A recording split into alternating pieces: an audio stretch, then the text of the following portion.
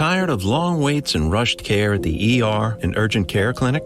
Next time, stay home and let Dispatch Health bring the power of the hospital to you. I call Dispatch Health. A care team of medical professionals actually come to your house. They're the same caliber of people that you would see if you were at a hospital or an urgent care. Dispatch Health can treat most non-life-threatening emergencies. They can do the x-rays, they can do stitches, urinary tract infections, blood test, urinalysis, ultrasound. It's almost everything that they can do at the ER. You never feel rushed. They're there for you and only you. I felt like their only patient. And it costs no more than a trip to urgent care because Dispatch Health is covered by most insurance, including Medicare. See if we serve your home at dispatchhealth.com. Dispatch Health really went above and beyond. It's wonderful to have care come to your home. House calls are back, and they're better than ever. Learn more at dispatchhealth.com. Welcome to the Eric Zane Show podcast, a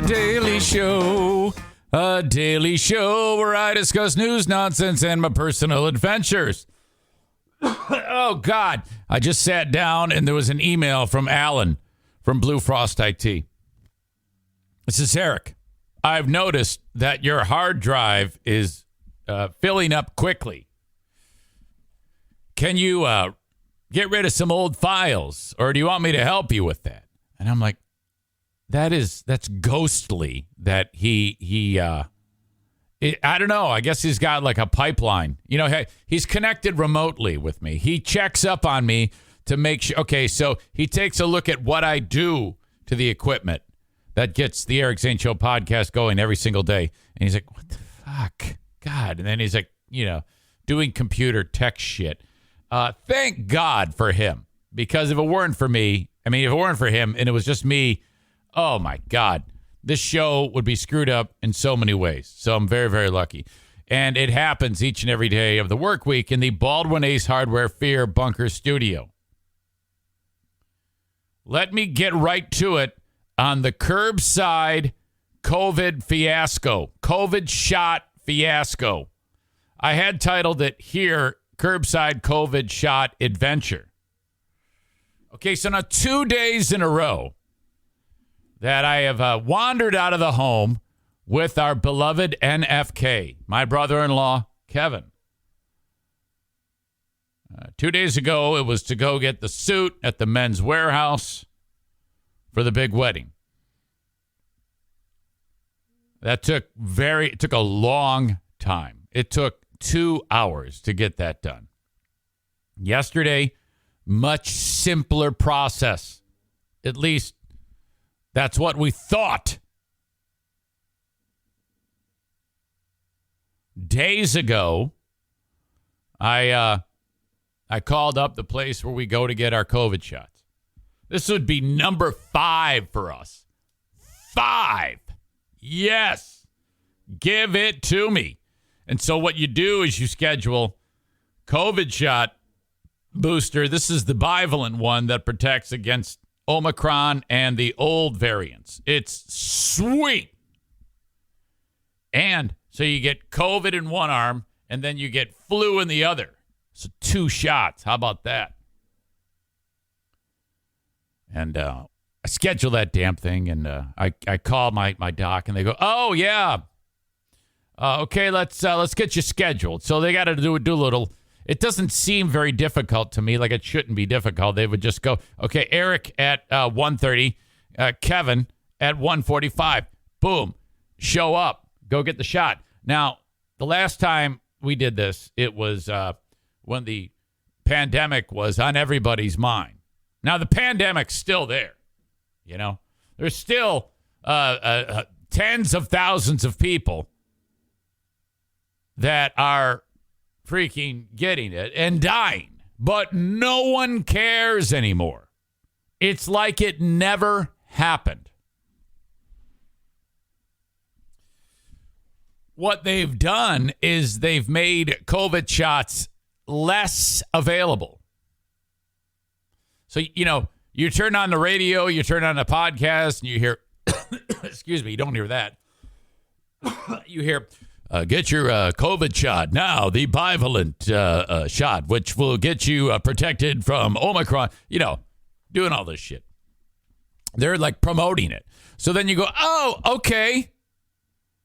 And then you're like, okay, I heard the advertisement. I want to schedule my COVID shot. And they go, okay, well, I see where you are, your zip code. There's no place near you that has this. And you're like, well, how the hell can that even be? You know, we're not that far. I mean, what? Huh? You can't be telling me to go get it, and then I got to drive 800 miles to go get the damn thing. They go, okay, we got a spot. It's 11 miles from where you are. I go, no problem. Sounds good. And then the idea of scheduling my shot and the flu with the NFK, same deal. It was like brain surgery. The lady I'm on the phone with, she is, and every time this happens, you always hear them, oh boy, the computer's just slowing down. It's being slow today. It's like that with any type of support you're getting for paying a bill or perhaps, I don't know, canceling a subscription to something and you're on the phone with them. You always get that, oh, man, the computers are slow today. I think we're well past the computers are slow stage. You know, I think that I'm not sure why this even happens.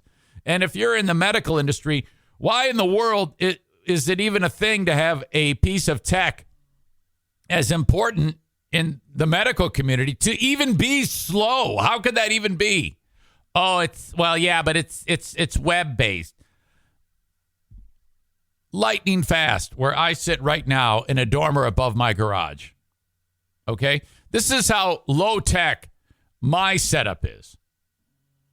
I have standard into everybody's home a cable modem coming into the home, all right? And then I have a cord with a phone clip, like old school landline phone, you know, like an Ethernet deal, goes into that modem. The other end of it plugs into a device that goes into a wall plug. Then the signal goes through that device, through the wiring in my house, the 50-year-old wiring in my house, to another device over there behind me with another Ethernet cord into my computer. And I have never had to wait more than half a second for anything to load. It's always lightning fast. So how the fuck are we sitting here and you're trying to schedule my COVID shot and you're going, oopsie daisy, boy, everything's a little slow today. Oh my goodness. Gee whiz. Yeah, sometimes we have little slowdowns. We'll just sit here and wait awkwardly while you get scheduled and get you all set up. Right. This took 15 minutes. Now, my lease on life when it comes to dealing with these types of industry, it has been like, be patient with them. Because the second you start to lose your shit,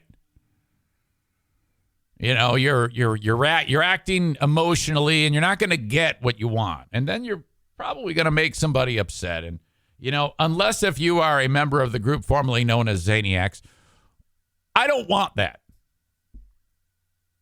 Okay? So I am being sweet as peaches. Okay? I am so nice to this lady, and she's constantly, this is a few days ago, she's apologizing.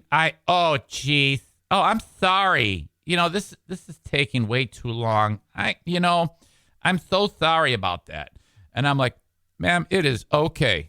You just do what you got to do. So I got the phone on speaker. I'm like, whatever, feeding the dogs, a million and one things to do around here. And so this takes a pretty fair amount of time. Oh, okay, great. I got you all set. I've got you, Eric, set up at 1:30 at this place.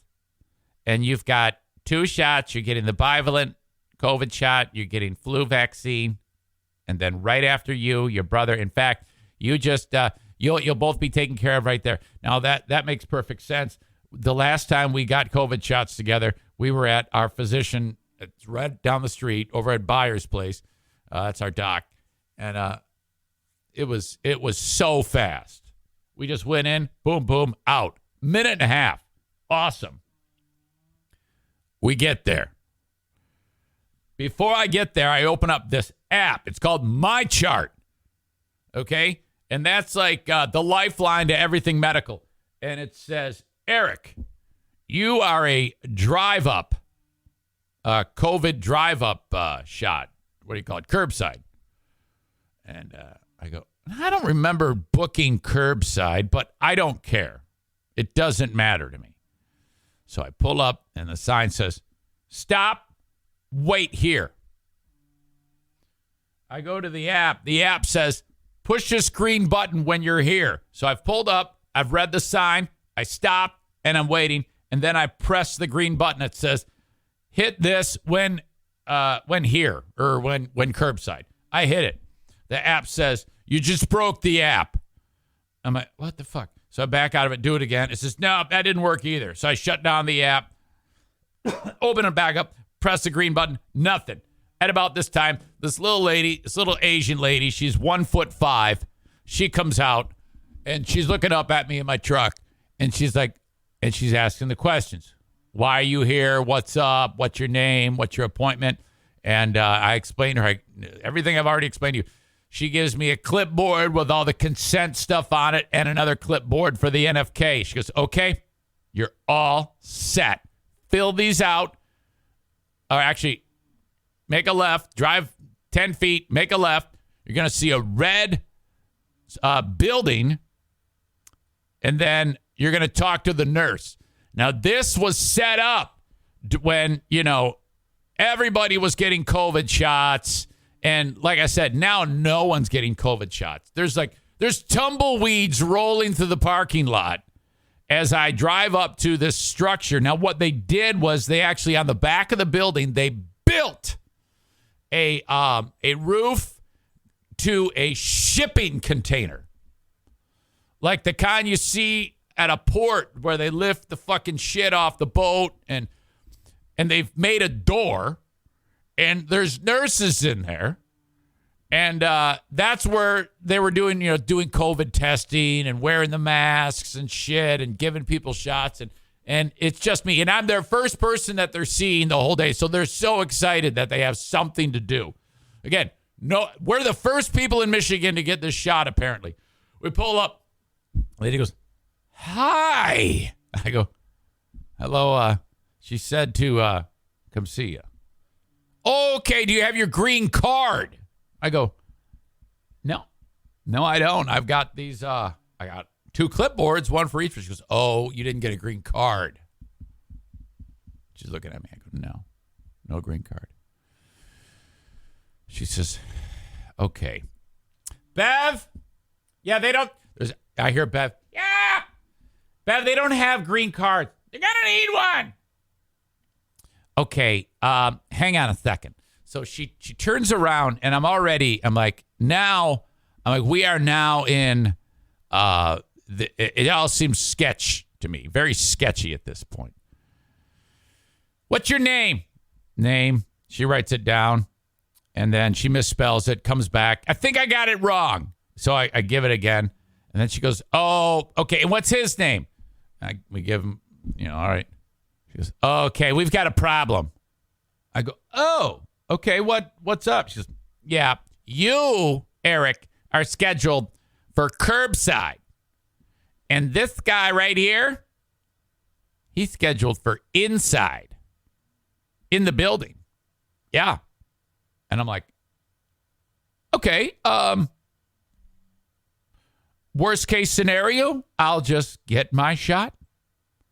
And if it's too much to I'm like, why can't you just, on the way down to give me one, grab the couple of Band-Aids that you put on your wrist and the little swabby to sterilize the skin beforehand? Why don't you just grab it and, But okay, I get it. You've got to trust the process is what Matt Patricia told us.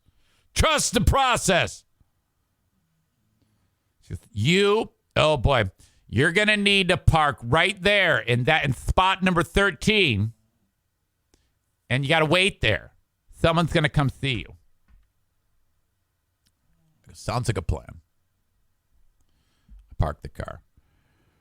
This lady, I think her name was Mary. She's working with Bev in the shipping container. And the phone rings. And it's the nurse inside the building who's going to walk out and give me my shot. And so she calls me and she's talking to me. While I'm having a conversation, getting all that info, Mary comes out of the shipping container. She goes, oh my, who are you talking to? I go, and I say to the lady, I go, hang on a second. I go, I'm talking to the nice lady inside who's telling me what you told me. She goes, okay, no, everything's changed. Everything's changed. Can I talk to her? So I'm holding my phone out of the car on speaker. She goes, Christy, yes, it's Mary. Yeah, can you just bring down 2 of everything? They've figured out. They have now figured out that we can make this easier on everyone in Michigan if they bring 2 of everything out to the truck. And Christy's like, oh, it's all like huge revelations, you know? It's like, well, I don't know. This is 2 different scheduling things. I don't know if we can pull this off. And Mary's like, oh, you'll be fine. It's like, this is like, you know, a brave new world for these people to take one person who has curbside COVID and another person who has in the building COVID shots and combine to save time, energy, and manpower, I guess. All right. So we square all this away. 3 people involved in this. Christy, Mary, Eric. Bev's in the container. I have not seen her. Kevin's looking at me like, what the fuck? I go, dude, I know, man. These people are fucking crazy. We wait. Phone rings. Another woman. LaShonda, I think her name was. Yeah, I'm in the building. And same thing. She like reviews everything. And you're going to get the shot, and you're getting the shot curbside. I go, yeah. And the other patient is going to get it inside the building. And I go, well, yeah, I thought so. But then Mary here just had a talk with Christy, and these 2 agreed that they're going to do it all at once down. And before I could say down here, she goes, no. And you could tell she's like, there's some toe stepping. Almost said stow stepping. There's some toe stepping going on there. LaShonda is like, no. And she's annoyed. And I go, okay. Well, I'm just following everybody's lead. Everybody's kind of just told me what to do. And so, you know, whatever you guys want doesn't matter to me. So now I'm like very agreeable because she seems like the big swinging dick. All right. And I'm like, well, you tell me, what would you like? Hang on. Silence. I hear all these voices. You think they just hit the mute button on the phone. Shauna comes back. We're going to do it all by the truck. So now it's back to that. I go, okay, yes, truck is good. We're here and we're ready. Hang up the phone. A little bit of time passes. A lot of time passes. We sat there for half of an hour. Finally, some lady, Christy, comes down, and it's time to get my shot. So I step out of the truck, because the truck's a little higher up, you know, and she's little. I get out, and Christy gives me the shot. And she gives me flu in my left, actually, and COVID in the right. And she sees a Mr. 10 tattoo. And she goes, oh, what? Like, what's that? And I go, long, embarrassing story. It's too embarrassing to tell. And she's looking at it, and I go, I know you're thinking. And yeah, I know you want to know. But it'll just eat up a lot of time. And no one's going to win with this story. She goes, okay, great. She gives me my shot. I'm done. I get back in the truck. She starts walking away. I go, is he? And she goes, oh, no, LaShonda's got to do that one. What the fuck is going on here? And it was probably 10 more minutes. And she came trucking around the corner, was as nice as could be. And, this is absolutely perfect. The amount of time that it took me to tell you the story is just a fraction amount of time that it took for us to do all of this. And I'm like, what has happened? What has happened to the well-oiled machine of getting shots inside of patients? It's very difficult for me to now look you in the face and say, go get your COVID shot, because I know this may happen. This comedy of errors, no fault of my own. This started with the phone call. Oh, my God. Still worth it, of course, because you're going to have less chance of getting deathly ill and death itself, and less chance of spreading this horrible plague that has killed millions of people, for God's sake. But wow, what a clusterfuck. Put it at the top of the list of things to talk about on this show today. Wow. But good to go. That is it. So then I'm driving home. Call my wife. And I go, hey, have you made your appointment for your shot yet? No. I go, why not? Now, as soon as I said that, I got her on speaker. The NFK goes, you fucking hypocrite. And I'm like, oh, shit. And she goes, what?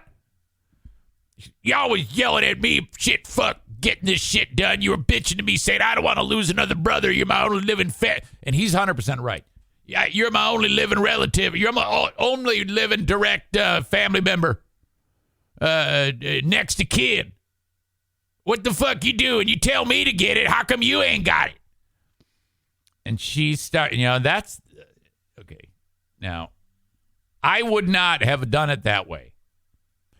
But he can. He has carte blanche. I would never talk to my wife that way and call her a fucking hypocrite and swear every other word at my wife. He can.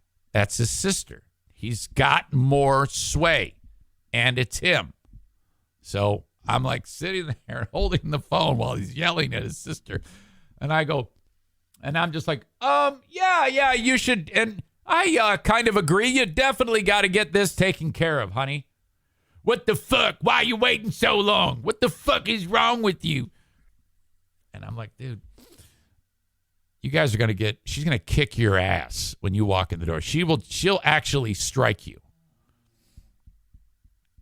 So then I go, yeah, honey, it's a little different now. You have to you can't do it through my chart.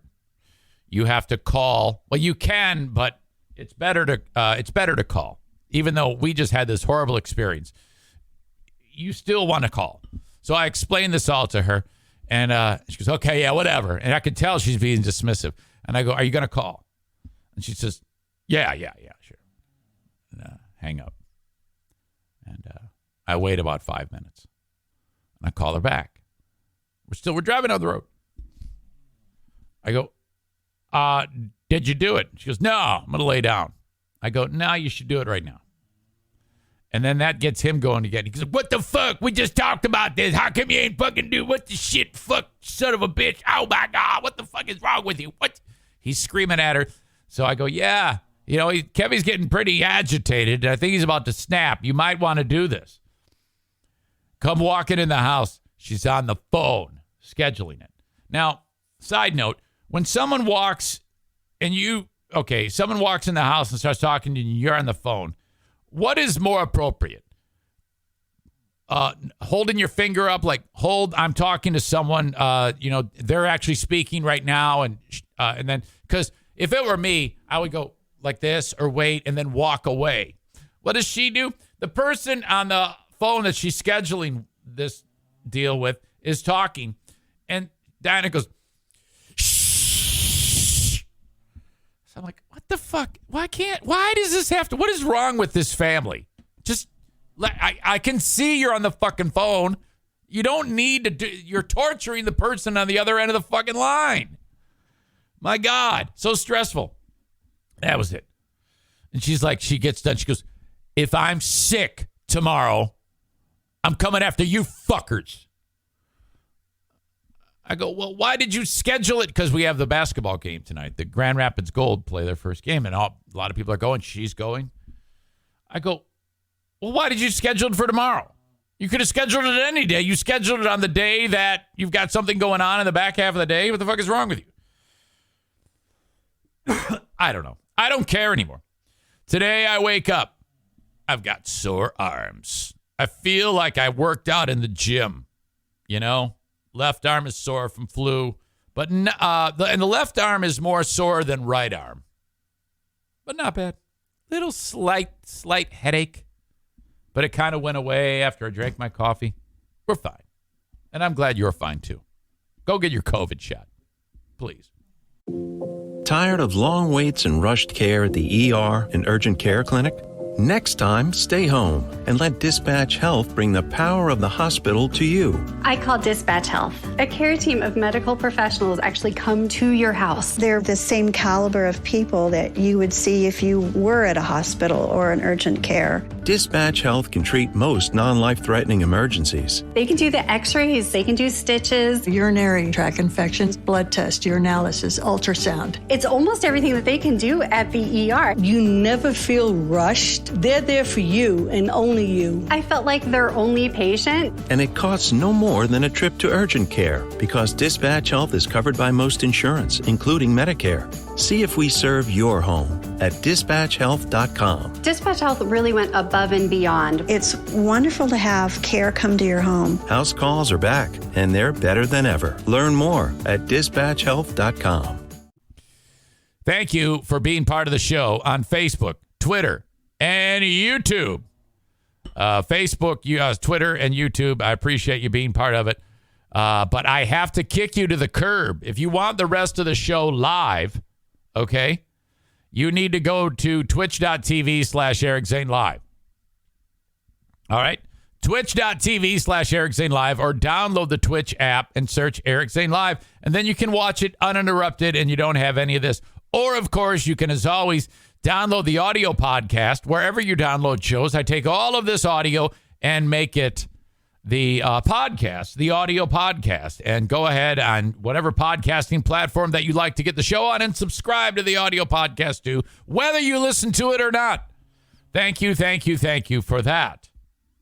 And as always, if you ever want to say hello, drop me a line on email. That is the quickest way to reach out to me. Eric@ericzaneshow.com on the Shoreliners Striping inbox. All right, so I say goodbye to Facebook, Twitter, and YouTube now. All right.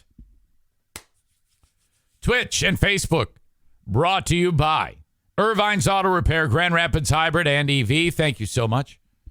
Twitter brought to you by my friends at Blue Frost IT. Eric, your hard drive's full. And then YouTube, the almighty YouTube, brought to you by Frank Fuss, My Policy Shop Insurance. I have an appointment with Frank today of renewing my health insurance policy through Obamacare. Okay. Day after the election. Well, You had the election on Tuesday. Yesterday, a lot of results came in. Today, they're still sorting it out. It's looking more and more like the balance in the House of Representatives will be more Republicans than Democrats, which is a change. And then it's still up in the air. It could wind up being very, very good for the Republican Party, okay? Because there are still 3 Senate seats that are up for grabs. Whichever party gets 2 of the 3 is in control of the Senate. All right?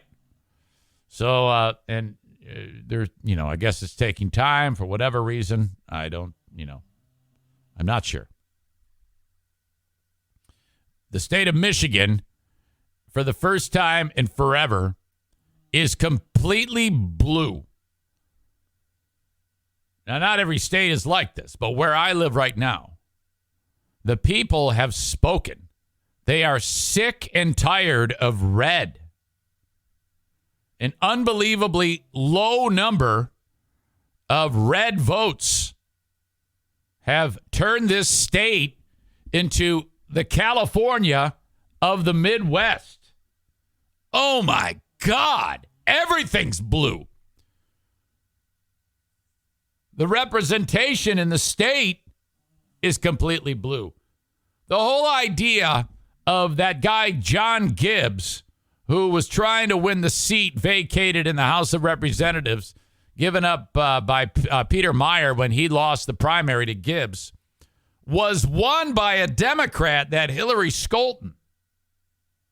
Oh, my God. That seat hasn't been blue in about 50 years. That's how horrible this guy Gibbs was. Everybody hated that guy.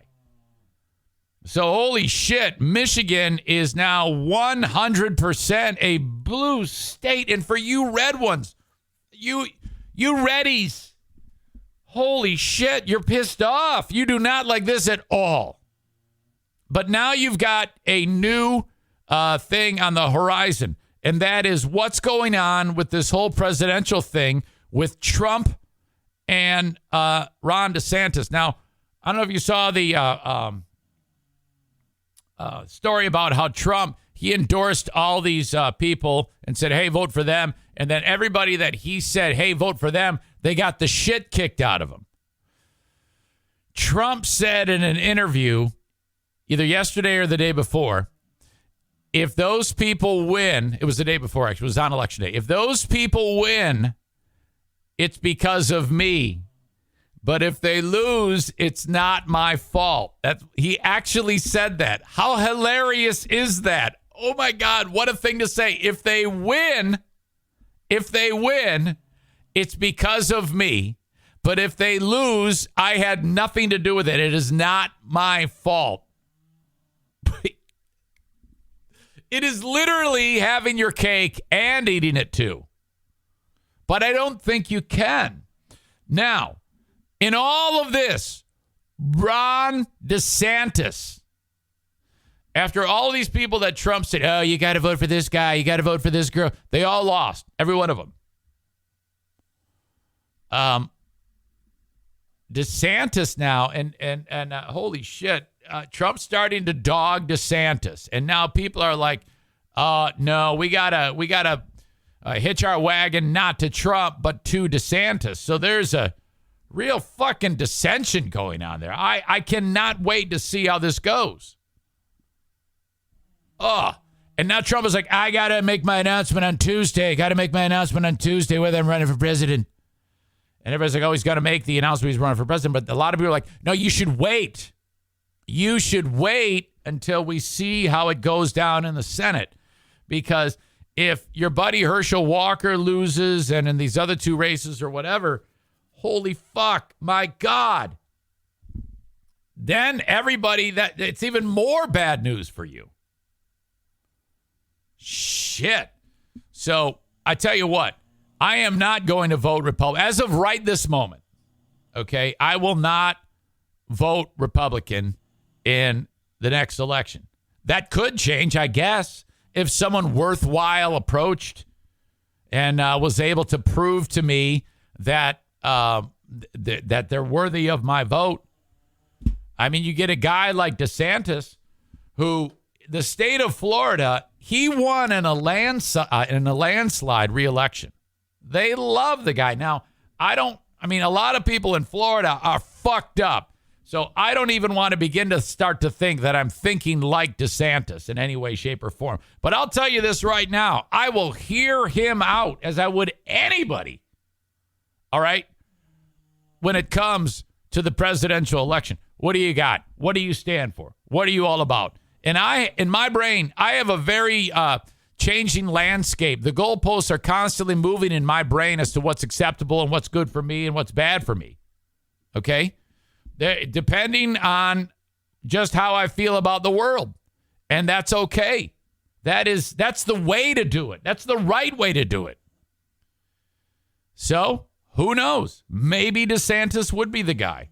And then I would throw my vote to him. But I'll tell you right now, there's no fucking way I'm going to vote for fucking Trump. Fuck that. No way. That I am 100% sure of. I will not be part of that shit show anymore. Thank you, Chris. You're right. That's a good thing, Zane. You're willing to think and change. Well, hell, if the guy's going to put it out there, I'll hear him out. And if there's ever been someone who's vulnerable for giving up a vote, it would be me, because Biden, oh, fuck. He's fucking, Jesus. Come on. His brain is oatmeal. All right. I had a conversation yesterday with a dear friend of mine. And man, holy fuck. This was incredible. Years ago, like 4 or 5 years ago, a pal of mine was the boss at the Grand Rapids Griffins. When I say the boss, he was the director of game ops and presentation.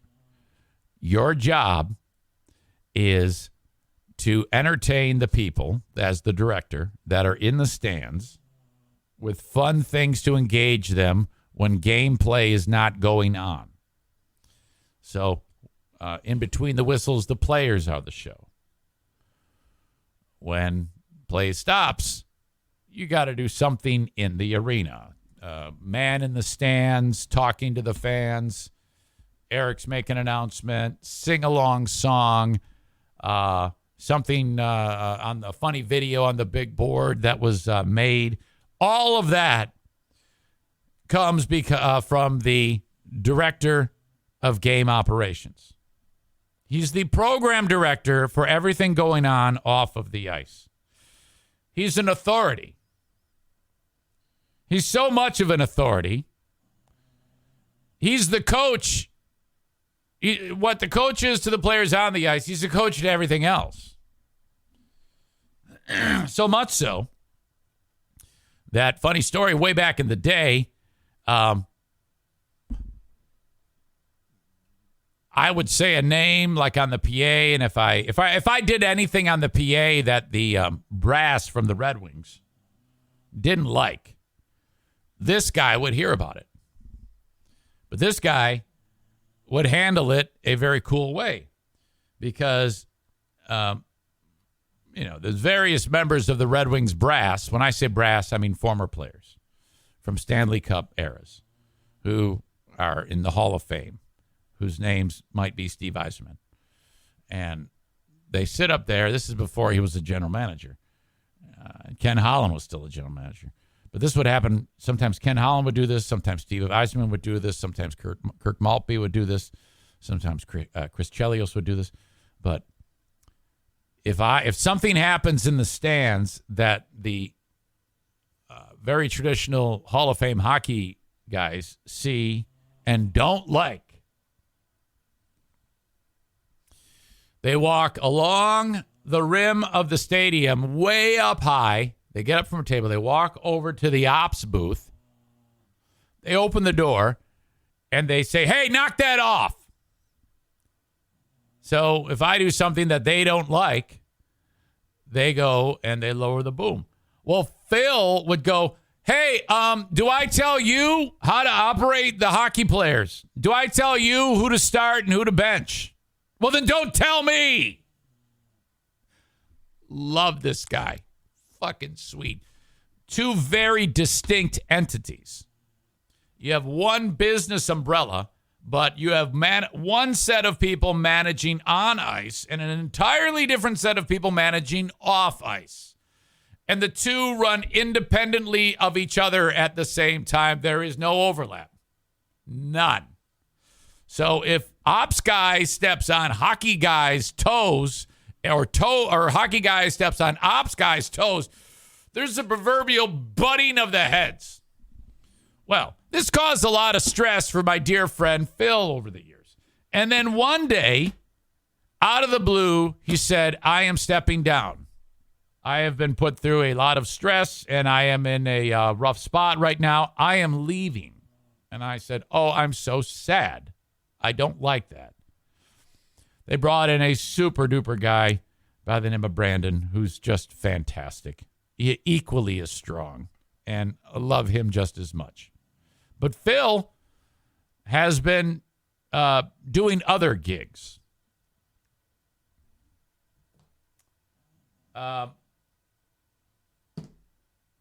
So yesterday, I get a phone call, and it's Phil. Hey, buddy, how are you? Not bad. Now, I'm not sure why he's calling me. And I'm like, so, hey, it's really good to hear your voice. Just thought he's touching base and whatever. And I go, hey, I was happy to get the phone call. Just shooting the shit. And he goes, hey, I want to tell you. And no, by the way, when he's doing it for the hockey team, him and I we're constantly talking on the headphones. Zane, you got to do this, you got to do that, he's telling me what to do. It's awesome. He's a director. He goes, Zane, I have news for you. I go, what is it? He goes, I just accepted a job. I am going to be the director of game operations off. And I'm waiting for him to say ice, that he's coming back. Off court for the Grand Rapids Gold. I go, what? Are you fucking kidding me? This is awesome. This is a position that the team has not had. They created the position for him. I go, what the fuck is going on? So you're going to be doing what you did for the hockey team, but for the basketball team. They just moved into the arena that the hockey team plays in, so that's huge. It's awesome. It's a totally different ballgame, man. It's just a million times better than the fucking shithole Deltaplex. Yeah, I can't help it. It was a dump. And so I go, you have got to be kidding me. I go, what a step up. And I go, this is the Bucks picking up Tom Brady.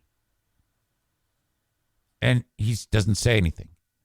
I go, what a way. I go, this is as gigantic of a move by the basketball team, as big of a move as it was to go from the Deltaplex to the world-class Van Andel Arena. Through personnel, this is equally as gigantic. Do you know that? And I said that to him. And it's quiet. And then I hear, I made him cry. He goes,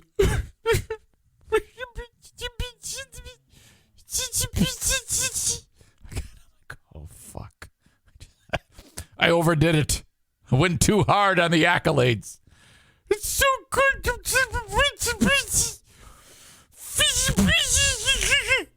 I go, oh, buddy. Oh, fuck, man. I'm sorry. I went too big. I go, Phil, I'm so happy. Oh, my God. This is great. And so I reeled it in and kind of like, you're going to, yay, buddy, it's okay. And he kind of like chilled a little bit, and we had a nice conversation. So I'm just stoked. I'm like, fucking A. I am a very. My point in all this isn't to bring up how awesome Phil is.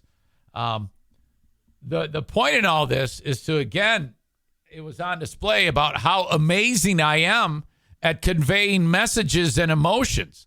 This is another reason why you all are very lucky to have me. And I just wanted to highlight that because I think I'm great. So you're welcome. That's ridiculous, too. I know. Are you guys even listening to me on the chat? It's one of, I've looked at it like 3 times and then I actually go away from it because it is so not involved with anything that I'm actually talking about. And I'm like, why don't you just, you know what you should do? You should just go ahead and have your own group and then just have a conversation about whatever. And then listen to the podcast later. I think that might be a better use of your time. It's remarkable. Why? What brings you here? Is it the camaraderie? Sean says 90% of my comments have been show related. He's got it down to percentages. All right. Well, enjoy yourselves. Knock yourselves out.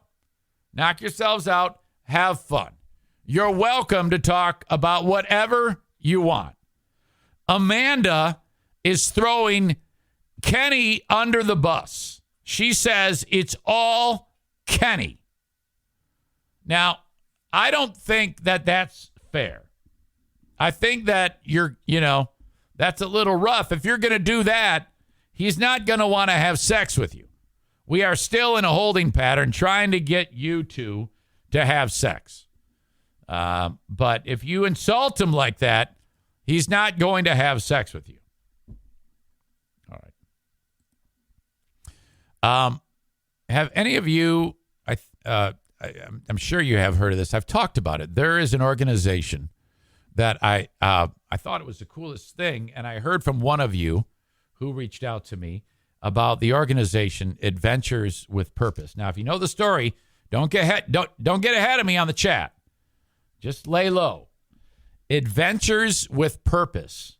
This started a few years back when 2 people, Sam Ginn and Jared Lysek, in 2019, they began they're using their skills in diving, scuba diving, and various pieces of new technology equipment they had to work as an environmental cleanup company. And whenever there was like in wherever they live in the Oregon area, there was, hey, we found a vehicle underwater. There's obviously all sorts of fluids in the vehicle. It needs to get out of the waterway. Can you guys do that? So they go under, they survey, all right, we can pull this out. They have the necessary winches and equipment to after they locate it and hook it all up and remove the vehicle. Well, a couple times when they did this, they found someone's remains, a person who had passed away.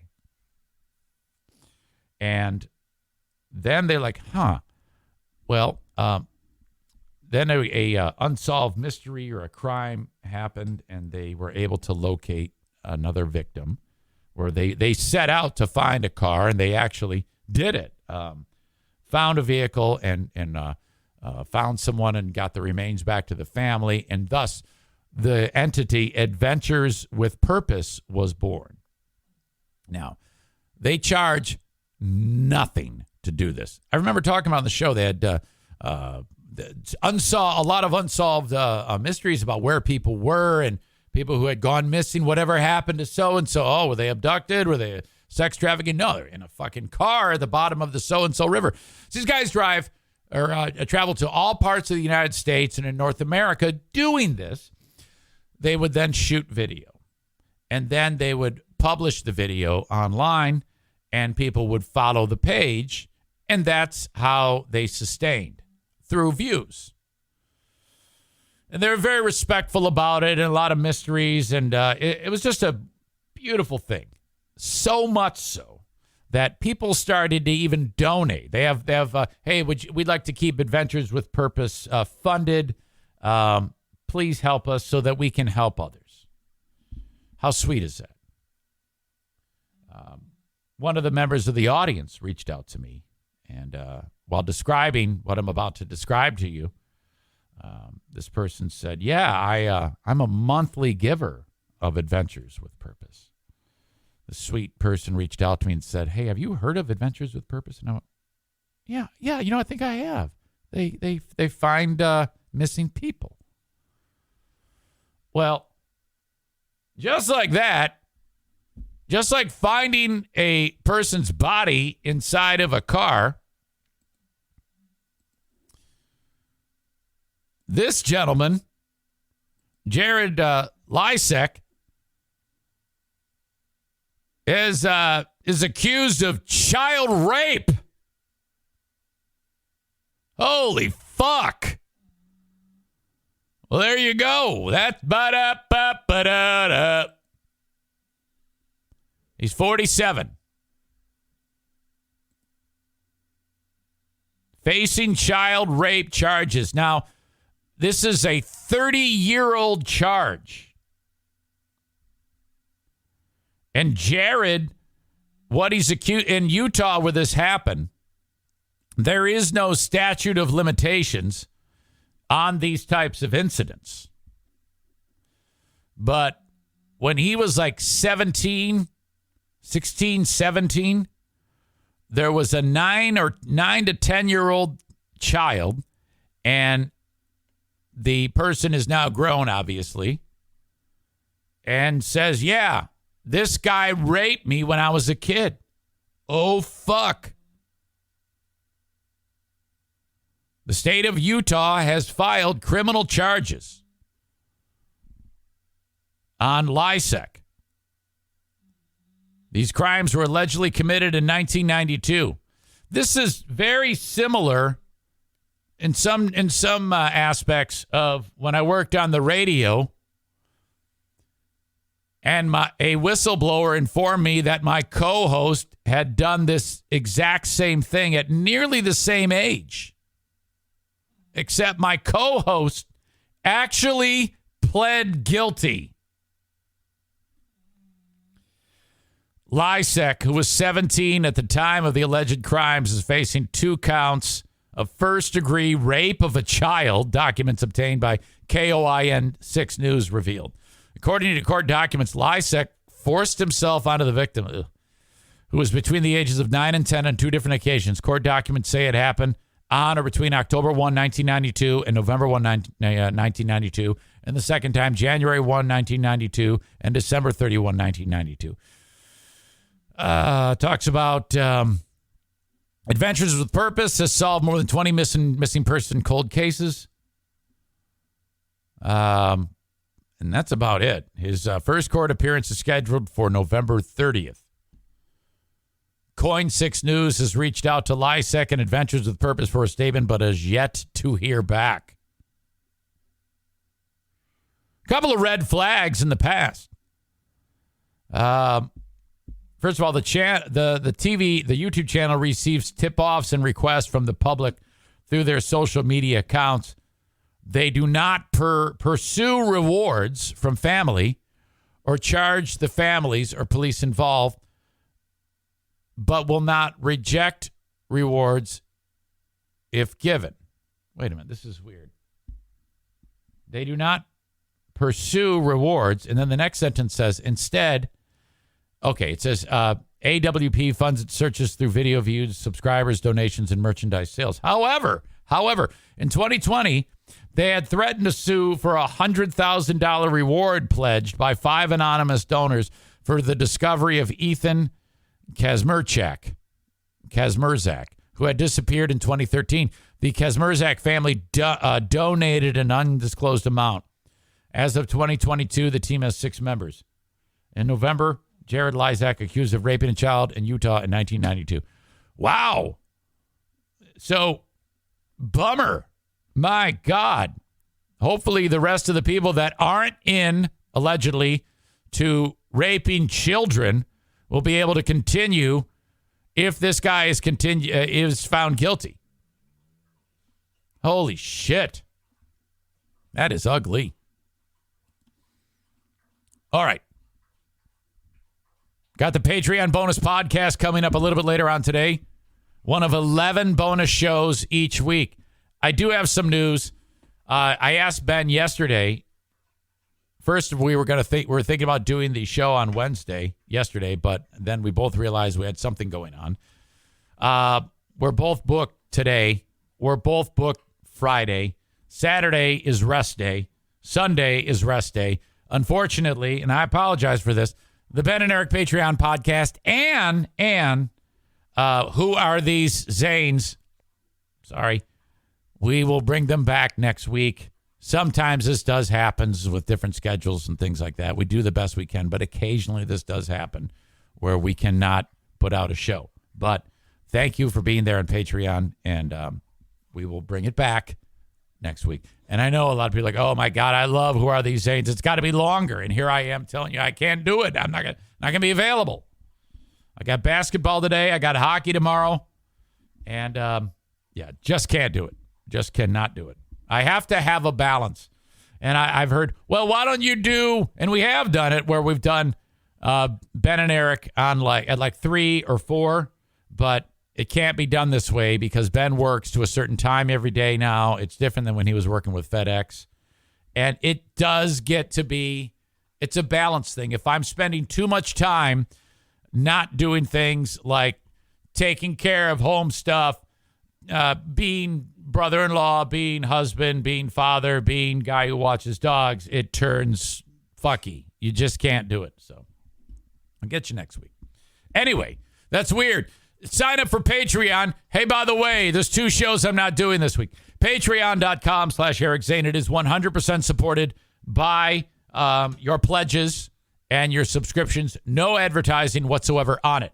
However, this free one, plenty of advertising. And the open and live stream brought to you by Irvine's Auto Repair, Grand Rapids Hybrid and EV. 616-532-6600. Reach out to them when you need to get your vehicle repaired. A trusted place to get your vehicle repaired. They are looking for a new technician. Join this growing team. They're not reducing their number. They're just adding one because they've doubled their size. Their state-of-the-art facility. They put some real cash into this deal. Plus, if you work there, you get to access the number 1 coffee maker / espresso maker on the planet / hot cocoa maker. It's ridiculous. 401k, paid vacation. You get to work with Bruce. You get to work with Megan, Eric, and Jamie. I'll visit you. You got the car show. You got the friggin' great food giveaway number 3, which is coming up. My God. Irvine's Auto Repair, Grand Rapids Hybrid and EV. Frank Fuss, My Policy Shop Insurance. If you are in business for yourself, if your employer does not offer insurance, or you've been accused of being an abuser and you're about to lose your job, allegedly, you need insurance in the marketplace. 616-914-4070. 616-914-4070 for Frank Fuss, My Policy Shop Insurance. He's also the Medicare Social Security guru. Hello to the Kent County Health Department. Promoting the WIC program for those who may be having a difficult time getting food on the table. Reach out to my friends at the Kent County Health Department. AccessKent.com/health. Also, immunizations for the little ones. All of those, they're all important, but measles, mumps, rubella, pertussis, meningitis, whooping cough, the cervical vaccine, cervical cancer vaccine, all with the Kent County Health Department. accesskent.com/health. And then, of course, Blue Frost IT, who just showed up in a big way for your old pal Eric Zane today. Eric, let's take a look at that hard drive. That's because they are the managed IT service provider for the Eric Zane Show podcast. Every small and medium-sized business needs a managed IT service provider, because if you do not, then you do not get service like that. Then when everything goes to shit and your business stops, you basically are starting from scratch to figure out the problem. Time is money, and you're losing a lot of time while you do that. Oh, my God, that could be a massive, massive loss for you. Blue Frost IT to start that process. 616-200-8550.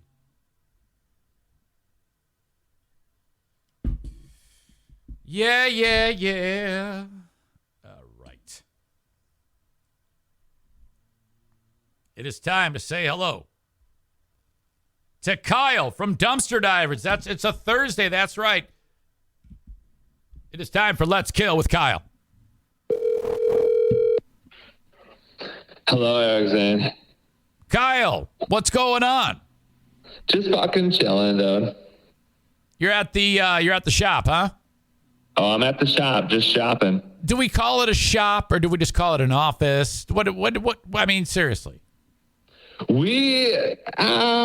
We like internally call it shop, and the only reason for that is because all three of us used to work at 2 Men in a Truck, and then we always called that place shop for some reason. Okay. So yeah, we just call it shop, but it's not shop-like at all. Like there's no industrial equipment or nothing. I remember one time about a year ago, you had done a junk removal, and the person that you were helping said, "Oh yeah, the junk removal that you're removing also includes an unbelievable pile of recyclable bottles worth 10 cents a piece." Do you remember that? Oh yeah, for sure. Now it looked like it, and then so you take all those back, and then you can go get money for those. I would have to. Did that pass $1,000 in returnables? So. No, I don't think it did. We returned some of them, and then we got real fucking busy, so they were just sitting here for a bit. And then Tony, one of his buddies, was going through like a rough financial time or whatever, so we ended up just giving them to him so he could return them, because we're fucking nice as hell. Yeah, problem solved. You get the junk out of there, and he gets some cash. Yeah. Tony's doing okay. That's your latest employee. He's been with you for about half a year, right? Yeah, yep. I love that. Yeah, business growing. I keep hearing that from my sponsors. Slowly but surely, business is growing. Oh, yeah. Did you ever sell all of those stupid role-playing games or give those away? Yeah, they're all gone, dude. We fucking sold them, dude. The last one I had to ship to this dude in like Tennessee or whatever. Well, he paid for the shipping, but in like Tennessee or whatever, and so that was the last of it. So these games, it's not Dungeons and Dragons, but it's kind of like Dungeons and Dragons, right? Yeah. There's shades of D&D in these games for sure. Okay, so and you pick those up, and same thing. You went to someone's house, do a junk removal, you end up getting all this shit. Yeah. So that I find that interesting. The things that you guys uncover, it's almost like you could do your own YouTube channel, just compile shit for a year and then edit it down into 6 episodes. That'd be kind of sick. But of course you have to pay someone to get all the footage. I guess you could do it yourself, but it might be kind of a pain in the ass. Oh yeah, I can see it. I can fucking see it. Okay, man. Well, I'm so glad to have you back. At some point during this, if you're near a computer, I'm going to try to invite you again on Twitch. Yeah, I am by my computer right now. I'm staring at you right now. Oh, that's good. That's good. So while we get started on this and begin to talk what we're going to talk about, I will send you some. I've never done this before. We tried it last week, and what you have here is some new feature on Twitch, and it's called Guest Star. Okay, so I just clicked it, and this is what we tried last week. Now, when I tried it last week, you said, I don't know my username or my password or some shit. No, that shit was good, but then it wanted me to add my phone number, which I did, and then it said that it was like, that's already connected to a different account. I'm like, it's this account, dude. So have you gotten any further than that, or is it going to do the same thing now? I don't know. Okay.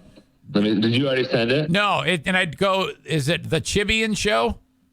Yeah. Is there an S at the end of Chibian? Yes. The Chibians. I wonder if it has to be capitalized. No, there you are. The Chibian show. Send invite. There it is. Let's see here. Accept. All right, let's see what the fuck goes on. Let's see what the fuck goes on here. Boom. So continue. Add my phone number. I'm doing it. It better fucking work, dude. All right. Boom. Continue. All right. Add my password. Okay. Verify. I don't know if it's going to work. Come on, Twitch. Let's see here. Verify the phone number. You know what? This is stupid. Yeah, I don't know why it does. It says this phone number is linked to another account. We have to stop this. We have to do this off of the air, which I think is what I was thinking I should do, but for some reason I decided to try it again. This is not on you. This is what we need to do. It's telling me to do something. Let me fucking see if I can fucking do it. Don't do it. It says I have to enable something. Just talk about the Lions while I'm doing this. I fucking called it, dude. Just stop. We'll come back to it. We'll come back to it. Okay, fair enough. All right, listen. I want to welcome you in, and I'm so glad that you're here. Corey says, "Do it now. Let's watch this gerbil get through the maze." No, and that's a funny way to describe it. How has it been for you in the past week? Has anything fun happened to you being involved with dumpster divers or anything that you want to talk about in the world? Because we just had the election. Oh, yeah, that's right. The fucking election. Oh, yeah, people all over Facebook just posting pictures of themselves with a little sticker. Did you even vote? Are you a guy to vote? No, I didn't vote. Why not? What the fuck is wrong with you? I'm not into the whole. I'm not into the game, dude. There's like a. I'm about to get a little deep here, so follow me on this one. Oh God. There's like a. How would you describe it? If you like take the human race and you're looking at it from like a bird's eye view, like way above, right? This is like a psychology theory or like some shit like that. Oh, no, it's terrible. Everything that humans do, no matter if it's like silly or if it's like really official, like the government or like voting or whatnot, like everything humans do is essentially can be categorized as a game. Like we're just stuck on Earth and we're fucking bored, so we come up with games and shit to pacify ourselves or whatever. And that's just one of them to me, dude. Like, so you're like theory as well. You're like it's a game, and I'm just not into it, dude. Let me read to you. Can you see Ryan? He writes, "Quote: Take the human race and look at it from a bird's eye view. This is like a psychology theory or some shit like that."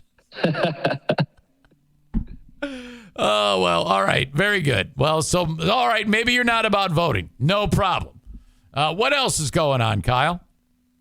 So yeah, I fucking came prepared. First of all, like I said about the Lions, I fucking called it, dude. It was the fuck you Aaron Rodgers experience on that game Sunday, dude. And we fucked up Aaron Rodgers big time, dude. Yeah, I love that. He was horrible. And you know what I read? I read his receivers are getting pissed off because he's blaming them all the time. Yeah, I can see it too because he's a fucking doucher like that. It's like, yeah, dude, you were throwing terrible throws all game, so don't blame the fucking receivers, dude. I think equally terrible, though, was Jared Goff. Oh, yeah, that was, I don't know. I never know what he's doing. That fucking team, they'll play solid defense, and then it's you. I don't think I've seen a game where both offense and defense play well. I know the Lions can't do it. I think the last time we did it was like in 2014 or some shit like that. Yeah. So if they win this next game, they play the Bears. That'll be a miracle, I think, because they're playing in Chicago. Weather's going to suck. Justin Fields is turning out to be great. And all right, so there you go. They'll be if they win, they'll be fucking 3-6. How about that? Isn't that crazy? I think we're gonna beat the Bears, dude. I think that most of the Bears team is shitty. Yeah. And although Justin Fields was kind of shitty at the beginning of the year, so hopefully they go, we just got to focus on this fucking guy and just shut him down, and that'll be it. All right. What else? So quick story before I found some sick ass news headlines that we got to discuss. But before that, I got to tell you, there's this so our office, right, is part of it's in a building with other businesses or whatever. So we have a huge ass parking lot out back. And there's this lady. Oh man, this is fucking stupid to explain. But there's this lady that will drive out there in a white truck. And she just kind of sits diagonal in the parking lot and just rails cigs. And she's just fucking out there. She'll come at 8 in the morning or whatever. And I've seen her she'll just sit there for a couple of hours and just fucking rail cigs. And I never know what she's I don't know what the fuck she's doing. So you're constantly, is she every time you look out there, she's out there, or she stands out there consecutively for that long smoking? No, she stays in her truck. So if nothing is going on out there, she just stays out there. And so sometimes, I'll leave in the morning and she's out there or whatever. And I'll come back at 10 or 11 to do something over here. And she's just still out there, just railing those fucking cigs. But so anyways, today I was out to get the trucks ready because Tony was taking off. And so anyways, he left and she was out there. And so I just, for no fuck, my chair, for my desk, and I just went out there and just sat in the chair and just stared at the truck. Wait. And then she fucking just left. Wait a minute. Did you say it cut out for a second? Did you say you brought the chair outside? Yeah. I brought my office chair outside. I just sat in it and just stared at her truck, and then she fucking rolled out. So I think that it makes the mystery bigger. What's she doing, and then why does she get spooked when somebody comes out there and looks at her? You know what I mean? Someone is now, and you did you indicate that you do or do not know if she's affiliated with any of the other businesses? No, she's definitely not, because all the other people that have offices here and whatnot, they park in the parking spots, but she's always just kind of off somewhat in the corner, just kind of not in a parking spot, just sitting there, just smoking them. I'm getting a suggestion from Chris. He seems to think that could be a person dealing some type of drugs or a hooker. Oh, you know what? That is interesting. That would explain why she was spooked when I was just looking at her. Right. She might think, boy, this is a bad place. Maybe that had been a meeting place in the past for somebody who wanted product or a John. Did she look okay? Not that all hookers have to look good. Well, I would say that she's probably not a hooker based on what she looks like, but yeah, I don't know. It's just the mystery thickened. I was like, you know what? I got a lot of time. I'm just gonna sit out in the chair and just stare at her. She got fucking spooked. Shit! Wow, that's interesting. I love it. I can't wait to find out the rest of the story if she comes back. I know. Yeah, I'll let you know next week for sure. Chris adds, rough hookers are cheap hookers. That's true. So yeah, she could be a cheapo. It's hard to say. Have you ever picked up a hooker? Me? No, that's not haven't my either. game. And nowadays, anybody who just goes and picks one up off of the street, I mean, what a horrible thing that would. I mean, why would you do that? Considering there's an app where it's not, you don't even have to pay for it. It's just another person who wants to have sex with you. Right. You know? Yeah, that's I don't know. One time this is when I was like 16 or 17, we were like cruising around, me and some of my buddies, and we drove past, like it was like in like the downtownish like the west side, but kind of by where like the Coca-Cola factory is. Okay. And there was like this lady out, and we could definitely tell she was a hooker. And my buddy, who was just like the wildest person I ever met, he ended up joining the army because he's just too wild. And he fucking like hung out the window and he chucked a bunch of pennies at her. I was like, you fucker. Throwing pennies at the hooker. Oh my God, she's working. I know. Yeah, so that's my only experience of ever even seeing a hooker. Yeah. Holy shit. My God. I guess some people might do it for the thrill of it, but I mean, and then the simple fact that you could be talking to a cop. I mean, my God. Yeah, I know. Go to Vegas, dude. It's leagues. Jesus. All right. What else you got, Kyle? All right, so check this out. So I got 2 fucking sweet ass, and actually, to be honest with you, I should just you probably need to see the pictures. Can you pull up the internet so the crowd can see I sure what can. I'm about to tell you? Yeah, sure. All right. Google hilarious news stories 2022. All right. That's what you did to get this. Yeah, yep. All right. Take me a second. Excuse me. Hilarious news stories 2022. Yep. Okay. Or hilarious news 2022 or whatever. But you'll see Reuters.com. It says weird, wonderful, and odd news stories. Do you see that one? Yeah. All right. So click on that. And then you got to scroll down. This story, I guess, is a little bit older. It's from October 20th. But the title of the fucking article is Massachusetts woman accused of assaulting officers with swarm of angry bees. I see it. I do see it. So click on that fucking thing because you got to show the picture. They got pictures of this or whatever. So anyways, the background of this story is this fucking lady, her name is Rory Woods. She's a professional beekeeper, right? And she fucking, this dude that was like part of some group with her. She's like in a group like against evictions or whatever. Anyways, this dude's getting evicted, right? And because I don't know what he did, probably just didn't pay or whatever. Uh-huh. So she shows up. This lady lives fucking, look at this picture. This lady lives like 25 miles away, I read, and just was real fucking pissed that this guy was getting evicted. So she shows up to the eviction with her fucking bees.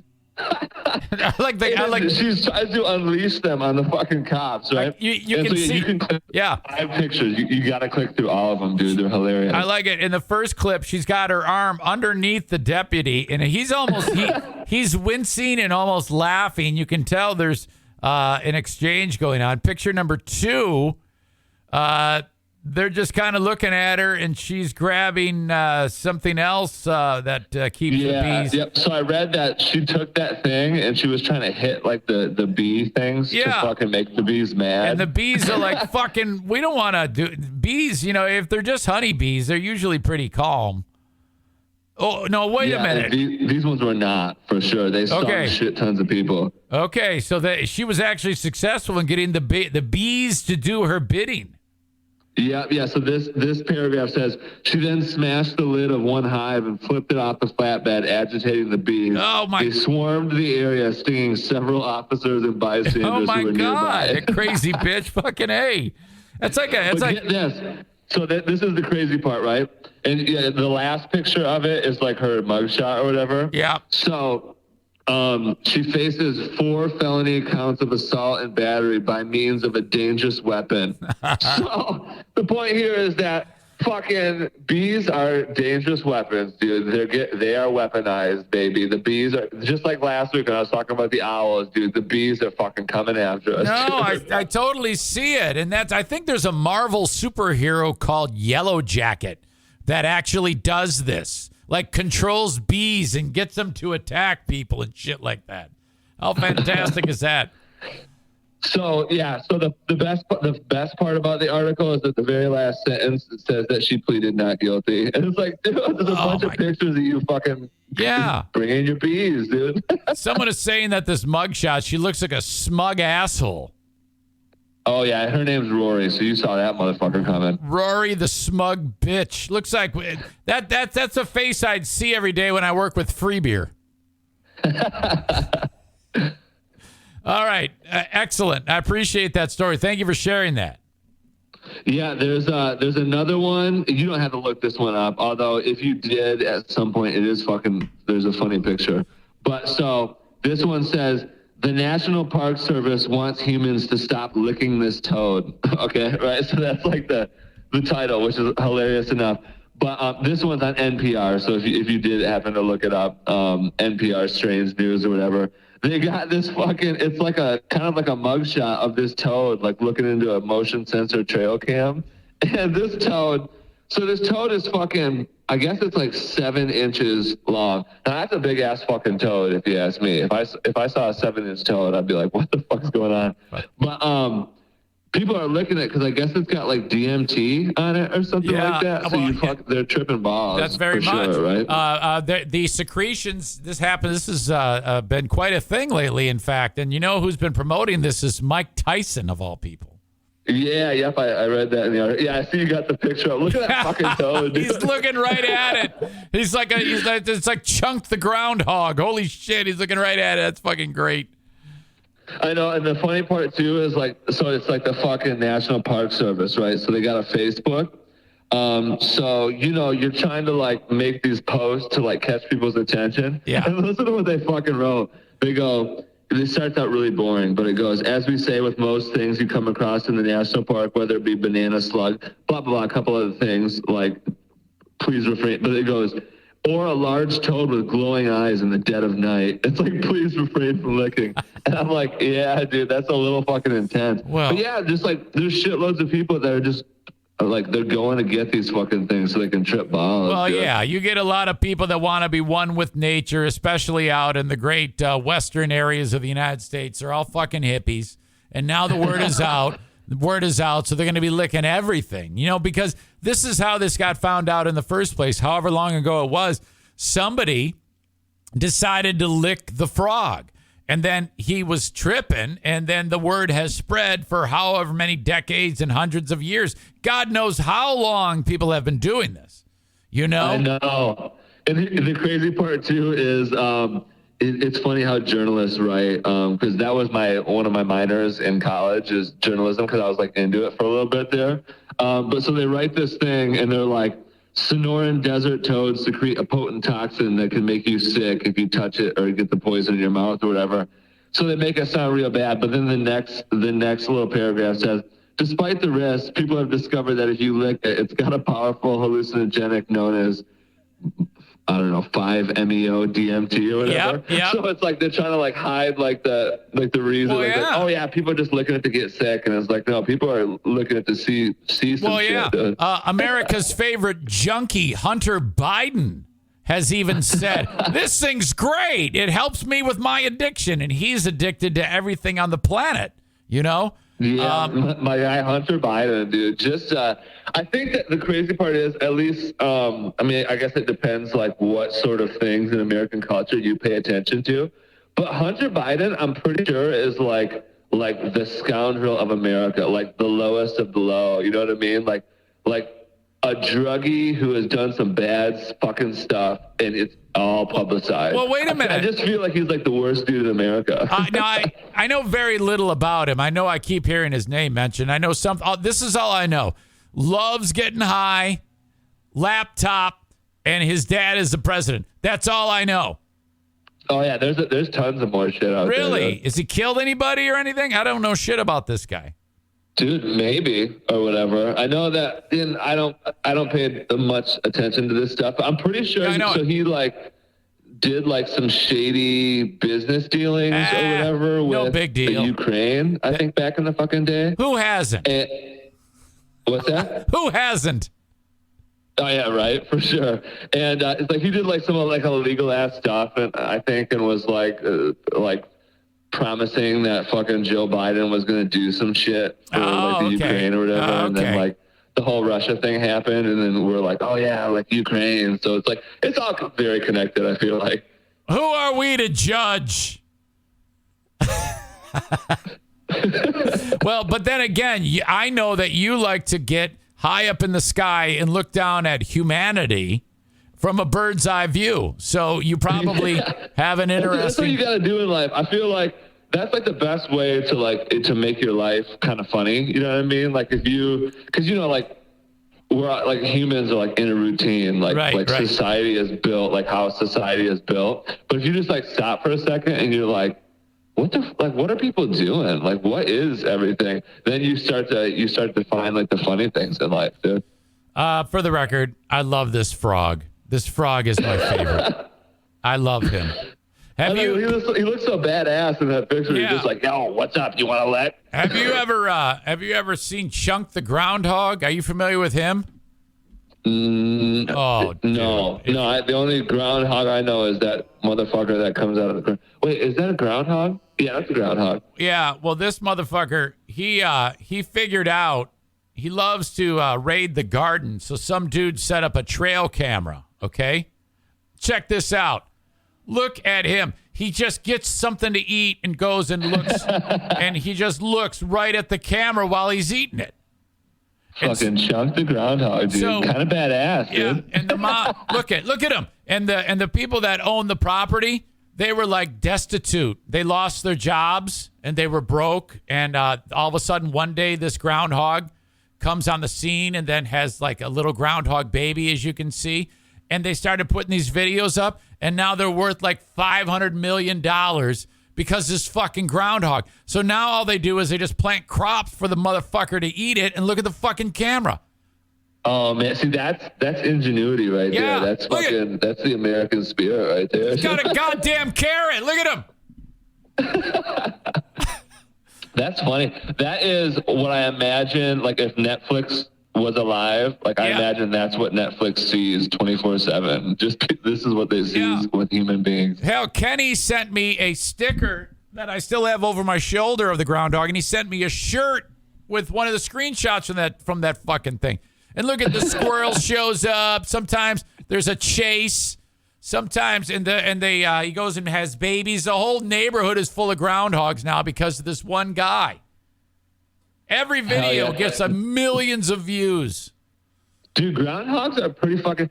I might have told you guys this before, but I'm going to fucking say it again. So I wrote this... I took a social problems class in college, and, like, you had to, like, write this paper at the end, like the main paper at the end or whatever. Yeah. And our professor was from Kenya, and he was like, I've never given anybody an A because I don't think that, like, basically college kids are smart enough to, like, write something that's good enough for me to give them an A. Yeah. Anyway, so I wrote this paper, and like the whole point of the paper was that humans are probably actually the stupidest like creatures on the planet. Because the example I used in the paper was dogs. I'm like, think about fucking dogs, dude.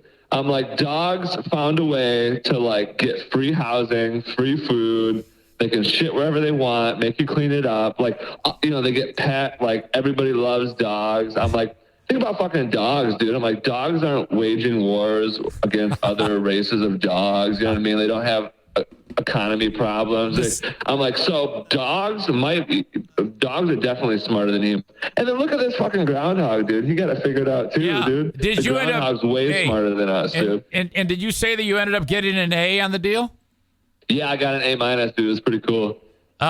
Well, that's interesting. You bring that up about the animals because that's absolutely true. Holy shit. Yeah, like that fucking groundhog is living the life, dude. Like, would I love to be just fucking chilling and getting free food and just boning and just making, you know what I mean? Like, for sure, but I can't. I gotta go work at fucking dumpster divers, dude. Look at this fat fuck. He's sitting on his ass with his fucking feet out, eating an apple. And he's going to go... He's got it made, dude. Yeah, he's going to go have groundhog sex with this one a little later on and batch right in her asshole. And then you're going to be sitting there watching hookers smoke cigarettes in front of your place. For sure, dude. All right. Hey, I always love my time with you. You're fantastic. And by the way, all that thing you wrote in your paper sounds like a stand-up act.